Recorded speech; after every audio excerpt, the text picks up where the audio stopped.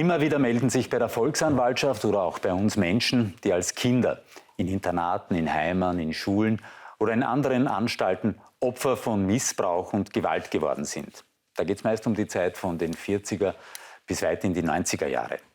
Für sie gibt es seit einiger Zeit die Möglichkeit, eine finanzielle Entschädigung und eine sogenannte Heimopferrente zu bekommen.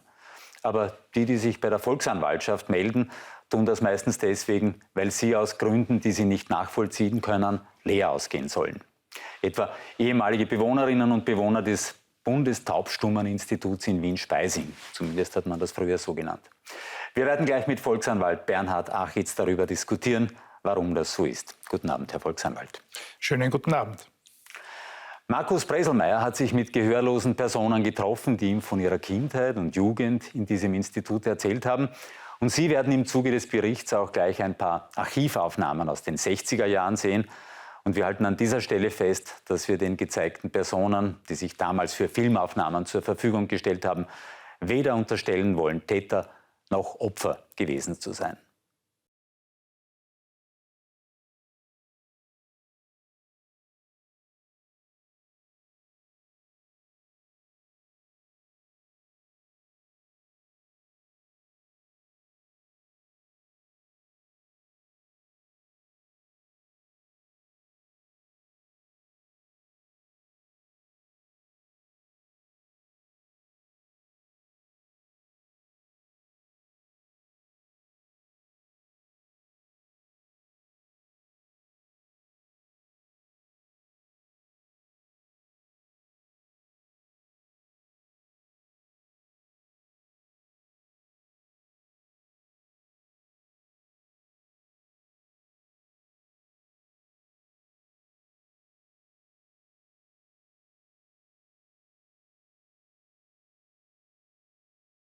Oder die Schultasche wurde auf die Hände gelegt und die Leute mussten mit gestreckten Händen die Schultasche tragen. Ja?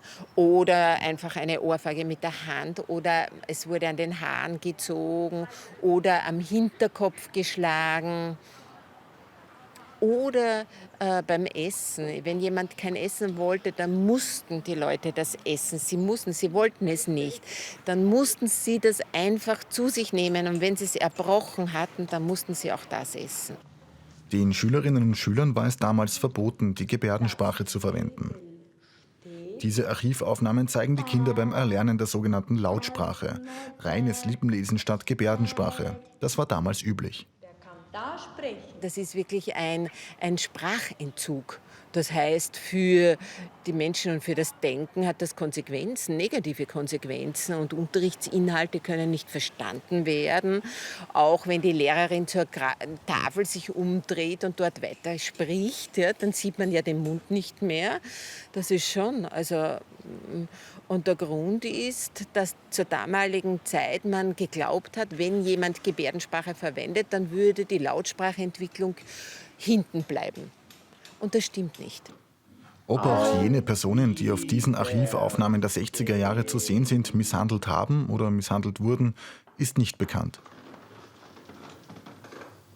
Die Arbeit des Lehrers ist an sich schwer und verantwortungsvoll. Der Taubstummenlehrer hat noch eine sehr, sehr mühevolle zusätzliche Arbeit zu leisten. Das Normalkind kommt mit einer fertigen Sprache in die Schule. Der Taubstummenlehrer muss sich diese Sprache erst schaffen.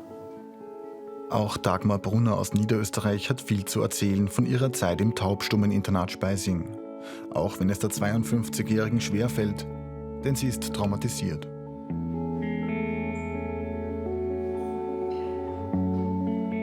Wir sind geschlagen worden, die Matratze war nass, ja, da haben wir Angst gehabt, die war voll nass. Ja. Und wenn das ist, musste ich bei den Buben draußen schlafen. Dann habe ich wieder geweint und habe wieder Angst gehabt. Dann hat es geheißen, nein, du schlafst da draußen. Niemand hat mich beruhigt, die haben die Tür zugeworfen und waren böse auf mich. Ja. Auch die Lehrer waren heftig. Frau Brunner erinnert sich an die Unterrichtsmethoden im ehemaligen Taubstummeninstitut, die nicht nur sie als unangenehm empfunden hat. Heute, komm, Walter. Heute ist Samstag. Dann waren wir immer ganz nah, Gesicht an Gesicht, ja. Dann hat man fühlen müssen, den Atem, ja. Das war unangenehm, ja. Dann sind wir angegriffen worden, das R und das Ö, ja. Das war neben dem Spiegel, da war auf der einen Seite der Spiegel, ja. Und das war wahnsinnig anstrengend, ja. Also das war wirklich nicht lustig. Besonders schlimm hat Dagmar Brunner die Erzieherinnen in Erinnerung, die von den Kindern stets gefürchtet gewesen seien.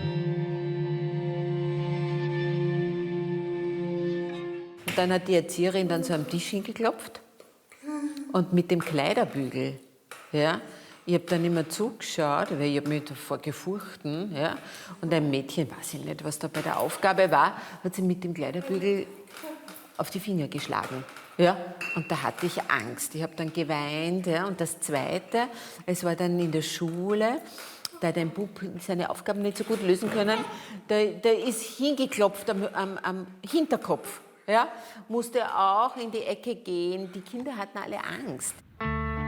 Seit dem Jahr 2017 gibt es als Entschädigung für Misshandlungen in Heimen die sogenannte Heimopferrente. Wer zwischen 1945 und 1999 in einem Heim, Internat, einer Krankenanstalt oder einer Pflegefamilie Opfer von Gewalt geworden ist, hat einen Anspruch auf eine monatliche Rente von derzeit knapp 370 € pro Monat. Betroffene, die vom Träger der jeweiligen Einrichtung eine Entschädigungszahlung bekommen haben, erhalten die monatliche Rente automatisch. Zahlt der Träger nicht, entscheidet die Rentenkommission der Volksanwaltschaft, ob eine Heimopferrente zusteht. Seit dem Jahr 2017 zahlt das zuständige Bildungsministerium keine Entschädigungen mehr aus, im Gegensatz zu den Bundesländern.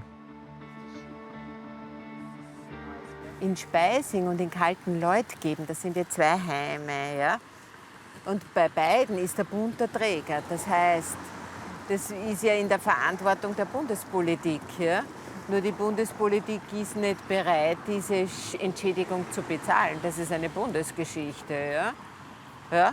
Und beim Land Salzburg, die zahlen die Entschädigung. Oberösterreich zahlt. Auch Dagmar Brunner hat für die erlittene Gewalt weder eine Entschädigung noch eine Entschuldigung erhalten. Es ist ja noch immer im Kopf, das ist nicht weg.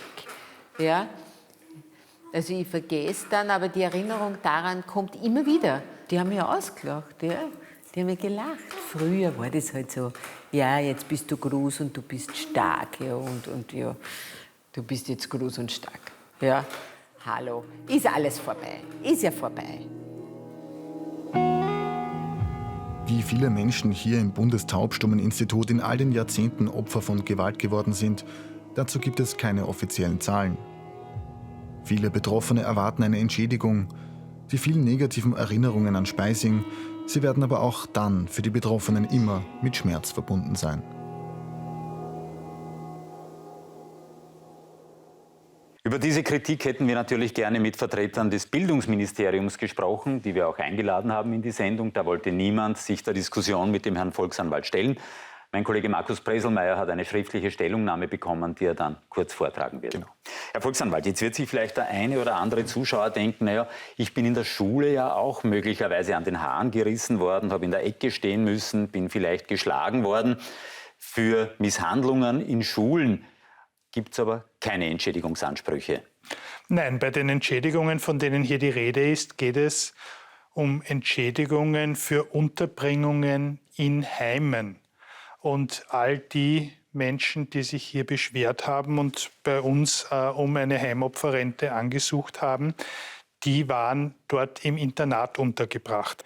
Und es geht darum, dass es eine staatliche Institution war, wo die Betroffenen besonders ausgeliefert waren, keine Möglichkeit hatten, da die Schule zu wechseln. In Internatsform etwa. Genau. Und also es geht um Heime und es geht um Internate und diese sogenannten taubstummen Anstalten wurden fast ausschließlich in Internatsform geführt. Versuchen wir noch kurz eine Begriffsklärung. Jetzt sind zwei Begriffe öfter gefallen. Eine Entschädigung, die man als Opfer von Gewalt kriegen kann, die man in der Kindheit erlitten hat, und eine Heimopferrente. Was ist was? Die Heimopferrente ist eine Geste der Anerkennung des Staates und der Politik wo man gesagt hat, ja, wir haben festgestellt, dass speziell im Zeitraum zwischen 1945 und 2000 viele Menschen, die damals in Jugendeinrichtungen untergebracht waren, Gewalt erfahren haben. Und daher hat man gesagt, alle, die belegen können, dass sie in einer derartigen Einrichtung untergebracht waren und dort Gewalt erfahren haben, die strafrechtlich relevant ist, bekommen diese Heimopferrente, wenn sie dann einmal aus dem Arbeitsleben ausscheiden, aus welchem Grund auch immer. Also entweder in Alterspension gehen oder erwerbsunfähig sind. Oder Das sind diese 367 € derzeit pro Monat. Und dann gibt es noch Entschädigungen, die offenbar auch ausbezahlt worden sind. Genau, diese Geste der Anerkennung ersetzt aber nicht den Schadenersatzanspruch, den man grundsätzlich hat. Und jetzt sind Schadenersatzansprüche so lange Zeit später im Normalfall nicht mehr durchsetzbar. Aber viele Institutionen, die solche Heime betrieben haben, haben gesagt, okay, wir erkennen an, dass das damals besonders drastische Situationen waren und wir erkennen an, dass das natürlich einen Einfluss aufs weitere Leben gehabt hat und wir können das alles nicht mehr gut machen. Und obwohl Schadenersatzansprüche eigentlich schon verjährt wären oder nicht beweisbar sind, gewähren wir Entschädigungszahlungen, wenn glaubhaft gemacht wird, dass da Misshandlungen vorgekommen sind. Höhe bis 30.000 € habe ich Ja, gehört. genau. Hängt davon ab, was vorgefallen ist. Und jetzt ist es so, dass es so Taubstummenanstalten nicht nur in Wien gegeben hat, sondern beispielsweise auch in Salzburg. Und wenn ich in Salzburg in einer taubstummen Einrichtung war und dann eine Heimopferrente beantrage bei der Volksanwaltschaft, dann prüfen wir, war diejenige dort im Internat untergebracht und ist ihm Gewalt widerfahren.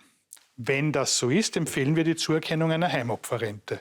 Und Salzburg hat gesagt, wenn die Volksanwaltschaft das geprüft hat und Gewaltvorfälle dokumentiert sind, dann übernehmen wir das und zahlen den Leuten eine Entschädigung. Zusätzlich zur Heimopferrente. Zusätzlich zur Heimopferrente, eine Einmalzahlung, einen pauschalierten Schadenersatz. Und über die reden wir jetzt. Über das reden wir. Das zahlt der Betreiber der Einrichtung. Und in Salzburg war eben das Land Salzburg Betreiber der Taubstummenanstalt. In Innsbruck das Land Tirol. Andere sind von kirchlichen Einrichtungen betrieben worden und die Taubstummeneinrichtungen in Wien-Speising und Kaltenleutgeb waren Bundesanstalten. Das heißt, da wäre an sich der Bund, konkret jetzt das Bildungsministerium, zuständig, als Betreiber zusätzlich zur Heimopferrente diese Entschädigungszahlung zu leisten. Und da haben wir jetzt im Beitrag gehört, dass man mit den Bundesländern durchaus zufrieden war und mit dem Bund nicht so sehr. Und wir haben das Bildungsministerium gefragt, was man zu dieser Kritik sagen kann. Ja, da hat man geschrieben, dass man sich grundsätzlich der Tatsache bewusst sei, dass es in der Vergangenheit in Einzelfällen zu Übergriffen und Misshandlungen gekommen ist. Und man hat deshalb im Jahr 2012 gemeinsam mit dem Weißen Ring ein Projekt gestartet, um diese Menschen zu entschädigen. Allerdings nur zeitlich begrenzt bis zum Jahr 2017. Man verweist dann darauf, Zitat, das bedeutet, dass keine weiteren Personen in das Förderprogramm aufgenommen wurden. Ja, und man verweist dann letztlich auf die Möglichkeit, bei der Volksanwaltschaft eine Heimopferrente zu bekommen. Was heißt das bis zum Jahr 2017? Gibt es da irgendeine Stichtagsregelung? Naja, wie die Misshandlungsvorwürfe aufgekommen sind. Da hat es ja einen relativ großen Skandal gegeben. Und dann haben sich eben viele Betreiber dazu durchgerungen, obwohl schadenersatzrechtlich nicht mehr durchsetzbar wäre, diese Entschädigungen zu zahlen. Und zusätzlich hat die Politik dann beschlossen, auch noch diese Heimopferrente zu zahlen. Und die Entschädigungen bezahlt haben, sind immer davon ausgegangen, dass, weil das jetzt so ein Skandal ist, sich die Betroffenen ganz schnell melden werden und das in 2, 3, 4 Jahren erledigt ist. Dann haben sich alle gemeldet, dann hat man die Entschädigungen bezahlt und dann ist das vorbei. Das hat sich aber als großer Irrtum herausgestellt. Wir haben jetzt immer noch Fälle, die sagen, ich habe erst neu davon erfahren, mir ist das auch passiert, ich wende mich an die Volksanwaltschaft. Oder die sagen, ich habe jahrelang mit mir gerungen, ob ich diese ganze schlimme Geschichte wieder aufwärmen soll, ich wende mich erst jetzt an die Volksanwaltschaft. Das heißt, das ist auch der Appell, sich an die Volksanwaltschaft zu wenden. Und dann kann man schauen, dass man zusätzlich zur Heimopferrente eine Entschädigungszahlung vom Bund jetzt auch bekommen kann. Genau, bitte rufen Sie uns an. 0800 223 223 ist die Telefonnummer oder Sie gehen auf die Website der Volksanwaltschaft www.volksanwaltschaft.at und nehmen das Beschwerdeformular. Wir behandeln diese Fälle. Gut, dann werden wir weiter beobachten, was sich da jetzt in der Volksanwaltschaft nach dieser Sendung noch tut und würden natürlich gern berichten, dass es zu Zahlungen, zu Entschädigungszahlungen bei gehörlosen Menschen gekommen ist, die in ihrer Kindheit Opfer von Gewalt geworden sind. Wir bleiben an der Sache dran. Zum nächsten Fall.